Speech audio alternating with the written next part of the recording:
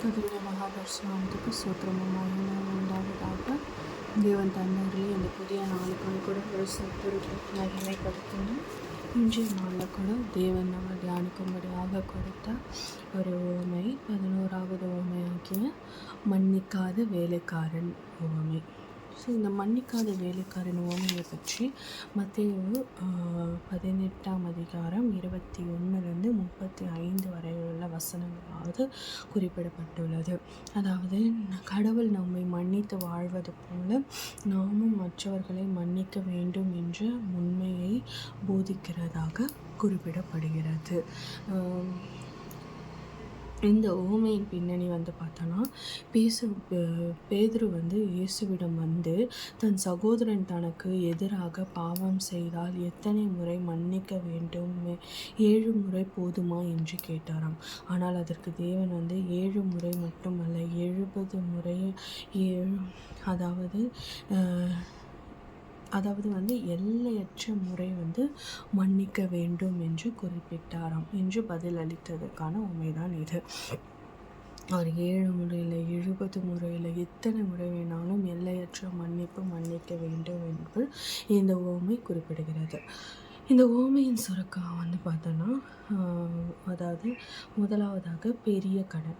ஒரு ராஜா தன் வேலைக்காரரிடம் கணக்கு கேட்டபொழுது அவன் 10,000 தாலந்து, அதாவது மிகப்பெரிய தொகை கடன் பட்டிருந்தானாம். அவனால் அதை திருப்பி கொடுக்க முடியாததால் ராஜா அவனை தண்டித்திருந்தான். ஸோ மன்னித்த ராஜா அந்த வேலைக்காரன் கெஞ்சிய பொழுது ராஜா என்ன பண்ணான்னா, அவன் மீது இரக்கம் கொண்டு அவனை மிகப்பெரிய கடனை முழுவதுமாக தள்ளுபடி செய்து அவனை விடுவித்தாராம். இரக்கமற்ற விடுதலை பெற்று அந்த வேலைக்காரன் என்ன பண்ணாருன்னா, தனக்கு 100 தெனாரி, அதாவது மிக சிறிய தொகை கடன் பட்டிருந்த மற்றொரு வேலைக்காரனை சந்தித்தான். அவன் கெஞ்சியும் மன்னிக்காமல் அவனும் சிறையில் அடைத்தானாம். ஸோ இதை நம்ம பார்க்கும்போது இங்கே ஒரு பெரிய கடன் ராஜா கிட்ட வாங்கியிருக்கான், அதாவது ஒரு 10,000 ரூபாய். ஆனால் அவன் கெஞ்சிய போது அந்த ராஜா என்ன பண்ணாரா, அவரை மன்னிச்சு அந்த கடனை முழுவதுமாய் தள்ளுபடி செய்து அவர் விடுவித்து விட்டாராம். ஆனால் இந்த வேலைக்காரன் போய் என்ன பண்ணானா, அவன்கிட்ட இன்னொருத்த கடன் வாங்கியிருந்தான். அது கம்மியான, அதாவது 100 ரூபாய் தான். ஆனால் அதை கூட அவன் மன்னிக்காமல் அந்த மனிதனை சிறையில் அடைத்தானாம். ஸோ தண்டனை இதை கேள்விப்பட்ட ராஜா என்ன பண்ணாருன்னா, கோபம் அடைந்து அவன் வேலைக்காரனை அழைத்து, நான் உனக்கு இரக்கம் காட்டிய போல் நீயும் காட்டியிருக்க வேண்டுமே என்று கேட்டு அவனை கந்தனை தீர்க்கும் வரை அவனை சிறையில் அடைத்தாராம். இதுதான் இந்த உவமை. அதாவது ராஜா அவ்வளோ பெரிய கடன் தொகையை மன்னித்தார் அவனுக்கு. அப்போ அவன் என்ன பண்ணியிருக்கணும், அவன் மனம் மாறி இருக்கணும். ஆனால் அவன் என்ன பண்ணான்னா, சுயநலமாக அவனுக்கான விடுதலை கிடைச்சிருச்சு. ஆனால் அவன்கிட்ட கடன் வாங்கிய ஒருத்தனை போய் அவன் கேட்கும்பொழுது அவன் கொடுக்க முடியாமல் கெஞ்சினான். அப்போ அவனும் இவனை போல தான் கெஞ்சினான். ராஜா எப்படி இவனுக்கு இரக்கம் காட்டினாரோ அதே போல் இவனும் அவனுக்கு இரக்கம் காட்டியிருக்கணும். ஆனால் அதுக்கு மாறாக அவன் அவனை சிறையில் அடிச்சானான். இது 100 ரூபாய்க்காக. ஆனால் இவன் 10,000 ரூபாய்க்கான இவன் கடன் மன்னிக்கப்பட்டது.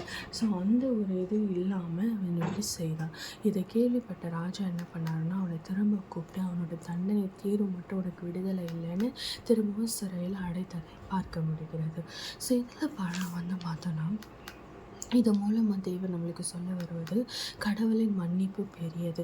அதாவது ஒரு 10,000 தாலந்து என்பது ஒரு மனிதனால் சம்பாதித்து தீர்க்க முடியாத தொகை. அந்த காலத்தில் நம்ம இன்றைக்கி 10,000 ஈஸின்னு அப்படின்னா நம்ம இருக்கோம். இது அந்த காலத்தில் சொல்லப்பட்டது. ஸோ முடியாத ஒரு தொகை. இது கடவுளுக்கு மனிதனை சம்பாதித்து இது கடவுளுக்கு எதிராக நாம் செய்த பாவங்களின் அளவை குறிக்கிறது. கடவுள் அதை நம் கிருபையால், அதாவது இது கடவுள், இந்த ராஜா என்பது நம்ம கடவுள். அந்த முதல் வேலைக்காரன் என்பது நாம், 2ஆம் வேலைக்காரர்கள் என்பது அவனுடைய வேலைக்காரன் என்பது நமக்கு பாவம் செய்தவர்கள். அதாவது நாம் நம்ம வாழ்க்கையில் பல பாவங்களை செய்திருப்போம், கணக்க முடியாத பாவங்களை செய்திருப்போம். அதை எல்லாமே வந்து தேவன் நம்மளே மன்னிச்சிருப்பாரு. ஆனால் நமக்கு விரோதமாக ஒருத்தர் பாவம் செய்யும்போது அவங்க பண்ணது ஒரு சின்ன காரியமாக தான் இருக்கும். ஆனால் நாளை ஒன்று மன்னிக்கவே மாட்டேன், நீ எப்படி போக போகிறப்பார் அப்படின்னு சாபம் கொடுக்க ஆரம்பித்து விடுவோம். இதுதான் இங்கே குறிப்பிடப்படுகிறது. அப்படி நாம் வந்து செய்த பாவங்களுக்காக தேவன் நமக்கு தண்டனையை கொடுக்க ஆரம்பித்தால் நம்ம எங்கே போய் நிற்போம்? அப்படி இல்லாமல் தேவன் நம்ம எல்லாம் மன்னிச்சாரு. அதே போல் நம்ம வந்து மற்றவங்க நமக்கு பாவம் செய்யும்போது மன்னிக்கிறவர்களாக இருக்க வேண்டும். அப்போ தான் தேவன் வந்து நம்மளில் பிரதிபலிப்பார், கிறிஸ்தவம் நம்மளில் பிரதிபலிக்கப்படும். மற்றவர் பாவம் செய்யாது இந்த 100 தெனாரிகாசு போல வந்து மிக அற்பமான சிறிய பாவமாக இருக்கும். ஆனால் அதை கூட மன்னிக்க வந்து நம்மளுக்கு மனம் இல்லாமல் இருக்கும். ஒரு நிமிடம் வந்து நம்ம செஞ்ச பாவங்களாம் நம்ம யோசித்து பார்த்தோம்னா அந்த பாவம் ஒன்றுமே இல்லாத ஒரு பாவமாக இருக்கும். ஐயோ நம்ம இவ்வளோ பெரிய பாவத்தை செஞ்சோம், அதையே நம்ம ராஜாவான இயேசு கிறிஸ்து நம்மளுக்கு மன்னித்தாரே, இதை நம்ம ஏன் மன்னிக்கக்கூடாது இவங்களுக்கு அப்படின்ற ஒரு உணர்வு நம்மளோடு இருக்கும்பொழுது அது வந்து நல்லவையாக மாற்றப்படும். ஆனால் அதுக்கு மாறாக நம்ம அப்படியெல்லாம் யோசிக்காம இன்னும் பாவம் பண்ணுறேன், எனக்கு விரோதமாக காரியத்தை பண்ணிட்டா அப்படின்னு வந்து அவன் ஒரு வன்மத்தை வந்து நம்ம இருதயத்தில் வைத்து கொண்டு இறந்தோமானால் தேவன் நம்மளை பிரதிபலிக்க மாட்டார். அதை மன்னிக்காவிட்டால் தண்டனை, நாம் மற்றவர்களை மனப்பூர்வமாக மன்னிக்காவிட்டால் பரலோக தந்தை நம்மை மன்னிக்க மாட்டார் என்பது இந்த ஓமையின் ஒரு எச்சரிக்கையாக கருதப்படுகிறது. அவன் வந்து ஆல்ரெடி தண்டனையிலிருந்து தேவன் அவனை விடுதலை பண்ணி அனுப்பினார். ஆனால் அவன் போய் மன்னிக்காமல் தண்டனை கொடுத்தோடனே என்ன பண்ணிட்டாங்க, அந்த ராஜா திரும்ப கூப்பிட்டு நீ தண்டனையை அனுபவின்னு சொல்லிட்டார். அதே போல தான் நம் தேவனும் இந்த ஓமை மூலமாக எச்சரிக்கிறார். நான் நீ செஞ்ச பெரிய பெரிய பெரிய பாவங்களாக மன்னிக்கிறேன், ஆனால் உனக்கு விரோதமாக ஒரு சின்ன பாவம் யாரோ பண்ணிட்டா கூட அதை மன்னிக்க நீ மனம் இல்லாமல் அதை வந்து ஒரு வன்மமாக எடுத்துக்கொண்டு அவங்களை நீ தண்டிக்க ஆரம்பிச்சின்னா அப்போது என்ன கிறிஸ்துவ உனக்குள்ளே வந்து வெளிப்படுகிறது என்ற கேள்வியை வந்து தேவன் நமக்கு இந்த நேரத்தில் எழுப்புகிறார். இது ஏன்னா நம்ம ஒவ்வொருத்தரும் வந்து தேவனை பிரதிபலிக்கும் விதமாகவே பாதிக்கப்பட்டிருக்கிறோம். நம்ம ஃபிசிக்கலாக மட்டும் இல்லாமல் மென்டலி நம்மளோட இருதயத்தின் அளவில் வந்து தேவனை வந்து நம்ம பிரதிபலிக்கணும். அப்பொழுதுதான் ஒவ்வொருத்தருக்கு இடத்துலையும் ரட்சிப்பு உண்டாகும், ஒவ்வொருத்தரும் பரலோகத்தை சேர்த்து கொள்ளப்படுவார்கள். அதுதான் தேவன் வந்து அவருடைய ரட்சிப்பை நாம் மாத்திரம் பெற்றுக்கொண்டு வைத்தில்லாமல் அதை மற்றவர்களுக்கும் அந்த ரட்சிப்பை சுவை பார்க்கும் விதத்தில் இருக்கணும்னு சொல்கிறாரு. ஸோ நான் இங்கே வந்து நம்ம பார்த்தோம்னா நமக்கு மட்டும் மன்னிப்பு கிடைக்கணும், நமக்கு மட்டும் எல்லாமே கிடைக்கணும்னு நினைக்கிற நமக்கு கீழே இருக்கிறவங்களுக்கு வந்து அதெல்லாம் கொடுக்க முடியாது, அதெல்லாம் பண்ண முடியாது. அப்படி தேவன் நமக்கு சொல்ல ஆரம்பித்தாருன்னா என்ன ஆகும்? நீங்கள் ஒரு உயர்ந்த இடத்துல இருக்கலாம், ஒரு உயர்ந்த பதவியில் இருக்கலாம், இல்லை ஒருத்தவங்களுக்கு மேலே இருக்கலாம். ஈவன் நீங்கள் ஒரு பேரண்ட்ஸாகவே கூட இருங்களேன், நீங்கள் ஒரு பிள்ளைகளை வந்து நீங்கள் என்ன பண்ணுறீங்க, பிள்ளைகள் பாவம் பண்ணும்போது இதெல்லாம் நான் மன்னிக்கவே மாட்டேன் அப்படின்னு நீ தண்டனை கொடுக்குறீங்க.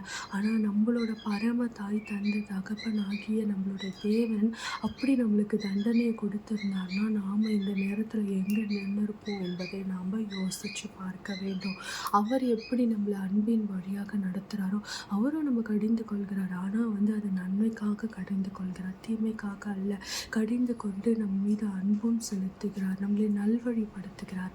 அதே போலதான் நாமும் செய்ய வேண்டும். மாறாக வந்து நாம் உனக்கு தண்டனை அனுபவிச்சே நீ ஆகணும், நீ பாவம் பண்ணிட்ட, நீ இது பண்ணுவே ஆகணும். நம்மளான பரிசுத்தவான்களா? கிடையவே கிடையாது. இந்த உலகத்தில் யாருமே பரிசுத்தவான்கள் கிடையாது, யாருமே பர்ஃபெக்ட் கிடையாது. தேவன் மாத்திரம்தான் பர்ஃபெக்டானவர். அவர் மாத்திரம்தான் பாவம் இல்லாமல் பரிசுத்தமாக இருப்பவர். நாம் எல்லாருமே நம்ம வாழ்க்கையில் பாவங்கள் செய்தவர்கள் தான்.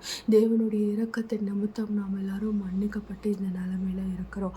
இதை வந்து நாம் கிறிஸ்துவை பிரதிபலிக்கும் விதமாக வாழ்வது என்பது மற்றவர்கள் நமக்கு செய்யும் பாவத்திலும் நமக்கு அவர்களுக்கு மன்னித்து அவர்களை வந்து தேவனே என் பாவத்தை மன்னித்தார், நானும் பாவத்தை மன்னிக்கிறேன் என்று சொல்லும் மூலமாக தான் தேவன் அந்த இடத்துல உயர்த்தப்படுவார். அதன் நிமித்தம் கிறிஸ்துவம் உயர்த்தப்படும். கிறிஸ்தவர்கள் வந்து சாட்சிகளாக நிறுத்தப்படுவார்கள். பலர் அதன் நிமித்தம் இது வந்து நீங்கள் ஒரு ரட்சிப்பை இல்லாத ஒருத்தர்கிட்ட போய் சொல்லி பாருங்க, அவங்க ரட்சிக்கப்படுவாங்க. ஒரு தேவன் மன்னிக்கிற தேவனாக இருக்கிறதால தான் இவங்களும் வந்து இவ்வளோ ஒரு மனதை லகுவாக கொண்டு மன்னிக்கிறாங்க அப்படின்னு சொல்லிட்டு அப்போ அந்த கிறிஸ்துவை நானும் பெற்றுக்கொள்ளணுன்ற ரட்சிப்பு அவர்களிடத்துல உண்டாகும். இதை தான் தேவன் வந்து எதிர்பார்க்கிறார். இதில் வந்து ஒரு முக்கியமான வசனம் வந்து பார்த்தோன்னா 18ஆம் அதிகாரம் மத்தேயு 18:35 வசனம். உங்களில் அவனவன் தன் சகோதரன் செய்த தப்பிதங்களை மனப்பூர்வமாய் மன்னிக்காமற் போனால் என் பரமபிதாவும் உங்களை அப்படியே செய்வார். நீங்கள் உங்கள் சகோதரர் பாவத்தை மன்னிக்கலைன்னா என் பரமபிதாவும் உங்களுக்கு அப்படியே தான் செய்வார். நம்ம என்ன ஜெபிக்கிறோம்? பரமண்டல ஜெபிக்க என்ன ஜெபிக்கிறோம்? எங்கள் விரோதமாக பாவம் செய்கிறவங்களை நாங்கள் மன்னிக்கிற போது எங்கள் பாவங்களை மன்னித்தரலாம். நீங்கள் வந்து அதை தான் நம்ம ஜெபிக்கிறோம். நம்ம அப்படி ஜெபிக்கிற நாம வந்து தேவன் நம்மளுக்கு சொல்லிக் கொடுத்த ஜெபம் பரமண்டல ஜெபத்தில் என்ன சொல்லப்படுகிறது? பிறர் பாவங்களை நாம் மன்னிக்கணும்.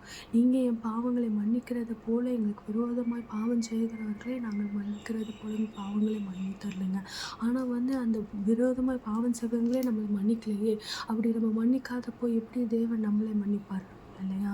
ஸோ நம்ம வந்து நம்மளோட பாவங்கள் மன்னிக்கப்பட வேண்டும் என்றால் நமக்கு விரோதமாய் செய்தவர்களுடைய பாவங்கள் மன்னிக்கப்பட வேண்டும். அது எவ்வளோ பெரிய பாவமாக இருந்தாலும் பரவாயில்ல, தேவன் இன்றைய நாளே அதை மன்னிக்கும்படியாக சொல்லுகிறார்.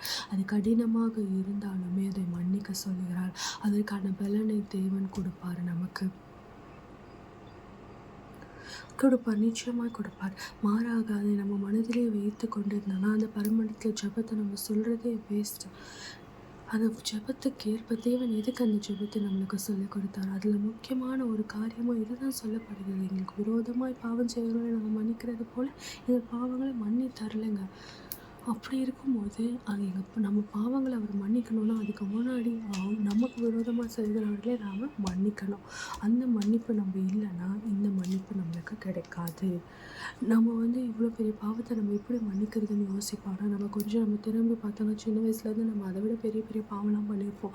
அதையே தேவன் மன்னித்து இன்றைக்கும் நம்மளை உயிரோடு வந்து சாட்சியாக வைத்திருக்கிறார் என்று பார்க்கும்போது நமக்கு விரோதமாக செய்கிறவர்கள் பாவங்களை நம்ம தாராளமாக மன்னிக்கலாம். நம்ம கடவுளை ஹர்ட் பண்ணது பார்க்கும்போது இதெல்லாம் ஒன்றுமே இல்லாமல் தான் தோணும். இந்த மனப்பக்குவம் நமக்கு வேணும்னா தேவன் நம்ம இருதயத்தில் இருக்கும்பொழுது தான் இந்த மனப்பக்குவம் உண்டாகும். அதற்காக ஜெபிங்க. அந்த மனப்பான்மை எனக்கு கொடுங்க. மற்றவர்களை மன்னிக்கிற மனப்பான்மை எனக்கு கொடுங்க. என் மனதில் இருக்கிற கசப்பை எடுத்து போடுகிற மனப்பான்மை எனக்கு கொடுங்க. உங்களை நான் என்ன பிரதிபலிக்கணும். உமக்கு இருக்கிற அந்த மன்னிக்கிற குணம் எனக்கும் வேணும் அப்படின்னு நம்ம ஜெபிக்கும் போது நிச்சயமாய் தேவன் அதை நமக்கு நடத்தி தருவார். மன்னிப்பு என்பது வந்து ஒரு தற்காலிக செயலாக நம்ம பார்க்கக்கூடாது. அது ஒரு நிரந்தர மனப்பான்மையாக நமக்குள்ளே இருந்து வர வேண்டும். அப்படி இருக்கும்போது தேவன் நிச்சயமாய் நம்மளை பிரதிபலிப்பார். ஜெபிக்கலாமா? நேற்றும் இன்றும் மாறாத என்னால் தகப்பனே அப்பா, இது இந்த நாளில் கூட அப்பா உம்முடைய வார்த்தையை கேட்கும்படியாக தியானிக்கும்படியாக நீ தந்த கிருபைக்காக இரக்கத்திற்காக நன்றி ராஜா. அப்பா இதோ இந்த வேலையில் கூட தகப்பனே பிறர் பாவங்களை மன்னிக்கிற மனப்பக்குவத்தை அப்பா இதையும் நீர் கொடுத்து தந்தரல வேண்டுமாய் கூட உண்மை கெஞ்சி மன்றாடுகிறோம். அப்பா எங்கள் மனதை நீர் மாற்றி போடுங்க. மற்றவர்கள் பாவங்களை அப்பா நீர் எங்கள் பாவங்களை மன்னிக்கிறது போல நாங்களும் மற்றவர்கள் பாவங்களை அப்பா மன்னிக்கும்படியான குணத்தை எங்களுக்கு கொடுங்க. அதன் மூலம் நீர் எங்களில் பிரதிபலிக்கும்படியாக உம்முடைய மகிமை எங்களில் காணும்படியாக எங்களை நீர் ஆசீர்வதித்து வழி நடத்துங்கப்பா. அது எவ்வளவு கடினமானதாக இருந்தாலும் எங்கள் மன கசப்பு எவ்வளவு பெரியதாக இருந்தாலும் அதை நீர் மாற்றி போட வல்லவராக இருக்கிறேன். அந்த மாறுதலை நாங்கள் இன்று பெற்றுக்கொண்டு அப்பா உம்மை பிரதிபலிக்கும் விதயமாக அப்பா மற்றொரு பாவங்களை நாங்கள் மன்னித்து அப்பா நாங்கள் எங்கள் இருதயத்தில் சமாதானத்தை மாற்றம் சுமந்து செல்லும் பிள்ளைகளாக இருக்கும்படியாக எங்களை நீ மாற்றி போடுங்க. அப்படியான ஒரு மனப்பக்குவத்தை தந்து நீர் எங்களை வழிநடத்தி ஆசீர்வதித்து பலப்படுத்துங்க. என் மீட்பரும் இரட்சகருமாக இயேசு கிறிஸ்துவின் நாமத்தில் நல்ல பிதாவே, ஆமென்.